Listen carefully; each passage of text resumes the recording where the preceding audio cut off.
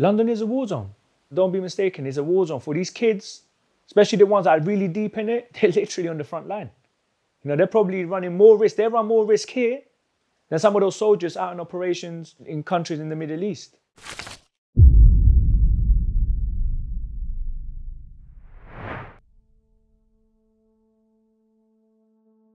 I was born in Colombia, in a place called Turbo, which is in the coast. It's pretty much like a jungle. It's very poor, but my family managed to move after a number of years to a city called Medellin. It wasn't a safe place. There was a lot of stuff going on.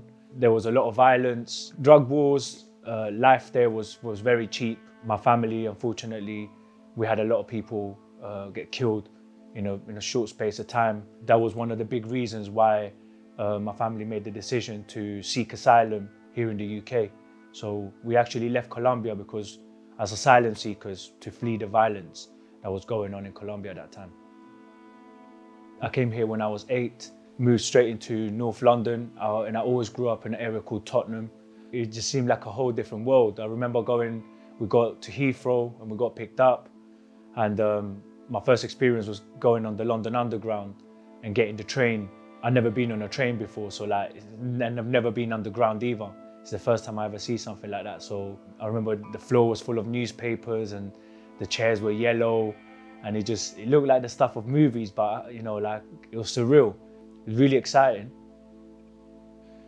Tottenham, for people that know about the UK, is like a poor area in London. Most people that grow up there are of ethnic background, and majority of times people grow up in poverty. And where I realized that we was living in poverty is when I started seeing other children my age and the way they live. They will get like clothes and trainers and bicycles and stuff like that. And these were all things that we just simply couldn't afford.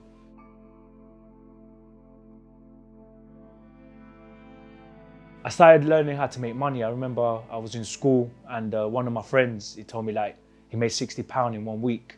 And I was like, whoa, how'd you do that?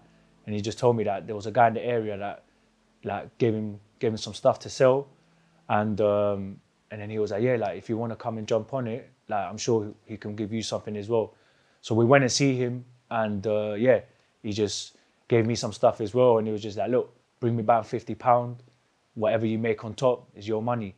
And then my friend, the one that showed me, he showed me how to kind of, split everything so that you could make the money out to pay the guy, but then also make money for yourself. That was my first thing at 13. I literally just learned how to do that, started doing it, started getting better at it, doing more of it. I mean, it led me into a whole different life of just getting involved in crime, and I just lived in crime pretty much all the way through till about the age of 19. I never actually belonged to a gang specifically, but we had a group of guys that, I guess it was a gang, but we weren't ever declared as a gang. We weren't known as a gang. We were just a group of us, about 15, 16 of us from the bit where we grew up. At first we just started hanging around on the street, just smoking weed and, selling a bit of weed and that. But as I said, we started moving forward, and, you got people that are out there that are trying to eat. So you got people trying to rob you, trying to set you up. And, if someone robs you, you can't just sit back and say, oh, I got robbed. You got to retaliate straight away. Naturally, that's what we did. If anyone ever tried it, we will go back, and then we make sure that we come out at full force, because, we don't want to be no one's dinner. I probably started getting in trouble around 17. The first time I ever got arrested, I got arrested with a knife and some weed. But it wasn't really nothing major. At that point, I just got a supervision order, and then I didn't really get arrested again until I was 19. I got into some big problems because I got robbed practically for a lot of drugs, and I got myself into a big debt. And it's money that I was never going to be able to pay off, in a lifetime really. The people that I owed the money to, they were still pressuring me. They're like, you got to pay. And then I started having to do loads of different things to try and find ways to make money to give to these people. So I saw myself just running, fraud, robberies, but I still wasn't paying nowhere near the amount I needed to pay to cover that debt. And then the pressure was only getting higher and higher. I had some charges going on, and I was looking at some court cases that was going to lead into going into prison for quite a bit of time.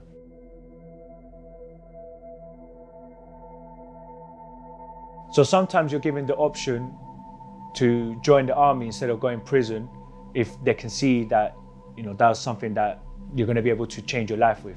I thought army was the same as police. It's not something I was thinking about, but as time progressed and as I started seeing more pressure, I saw myself with no option really. And yeah, I took the choice then to go to the army. The first months in the army was hard because everything that they expect you to be, I was the opposite. I wouldn't be too disciplined. You know, sometimes I wouldn't do what I was supposed to do and they would tell me off. Most times when like a commander tells off a recruit, most recruits get scared, you know, and they're kind of like, they start shaking. But the way I saw them, I just was seeing another man, especially some of those guys that were talking to me is that I knew in real life, you know, if it came down to it, like man to man, they didn't stand a chance. So I could never respect them because I just knew they weren't really, you know, men. So they would tell me off and I would be shouting and, whoa, whoa, you know, saying all this stuff. And I would just look at them in their face. And I mean, I wouldn't be rude, but I'd just be like, yes, corporal, yes, corporal. But I wouldn't be scared of them. After time, I understood that the way they saw that was like I had a bad attitude. About a year and a half, once I started becoming more disciplined and doing the right things, you know, I started to get opportunities and I specialized as a reconnaissance operator. And then a few years after that, I became a sniper. We went and trained forces in Iraq when ISIS was kicking off. Did you kill people as a sniper? I don't think so. I can't really go into a lot of details of what happens on the ground because it's something that I can find myself in a position. I'd rather not. I don't want to get myself into no predicament. I know friends that have taken their life as a result of it because of PTSD and the mental health that comes off the back of it. The first time I saw someone get killed, I was like 4 in Colombia. There's someone that got shot by loads of people. And we saw the body bleeding out, me and my brother. So, you know, and I've seen people die ongoing. So by the time I got to the army, seeing those type of things wasn't something new. It wasn't an experience that was shocking. But I think for people that never seen something like that grew up in nice homes, the shock can be overwhelming. I was in the army for 9.5 years. I stopped because of my family. I was away for too long. I missed out a lot on my children's lives. And my wife as well, just wanted to lead a normal life.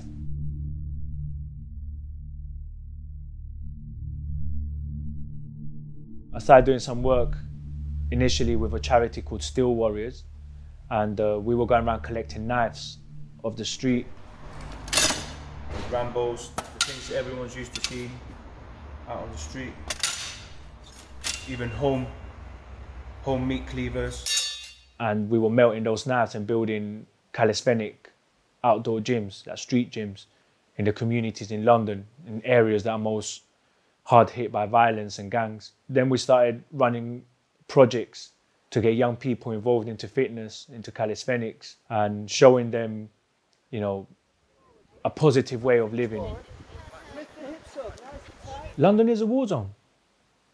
Don't be mistaken, it's a war zone. For these kids, especially the ones that are really deep in it, they're literally on the front line.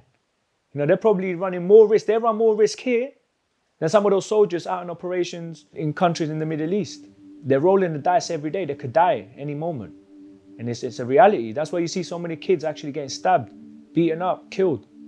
Our aim is to create a platform through calisthenics that creates opportunities, that gives people in the communities, young people, also older people, an opportunity to practically get paid to do what they love by competing or by teaching people, by providing services.